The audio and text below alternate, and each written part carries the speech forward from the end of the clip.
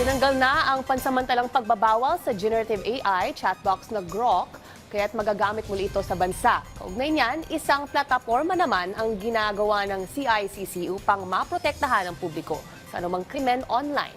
Yan ang ulat ni Rod Lagusad.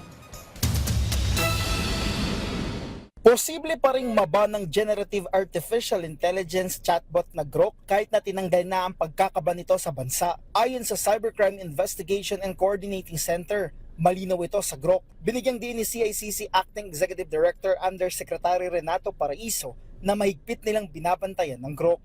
Non-compliance with their commitment to safeguard our citizenry from the ills of pornography and child pornography. Sabi ko nga, even if we have a green lane for those contents to be taken down, hindi pa rin sila, it does not absolve them, hindi nila malulusutan yung unang kasalanan or unang pagkakamali nila na create pa rin at na-upload pa rin yung mga contents na to in their platforms.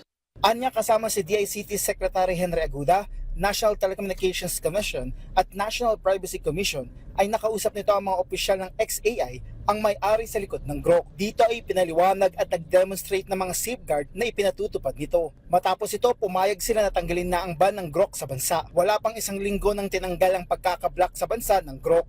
And hopefully, CICC and DICT would still recommend policies and guidance regarding the use of this technology.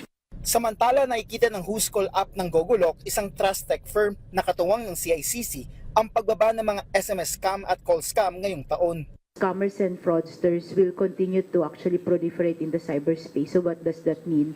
So they will continue to be there in all of your social media channels, ando doon yan, and then digital platforms. And then we are also seeing the proliferation, eto sir, yung but I'm pretty sure nakatimbre na to sa CICC, the deepfake as a service. Kaugnay nito, bubuo ang CICC ng Scam Safe, platform para maiwasan ang pagkakaroon ng mga scam incidents.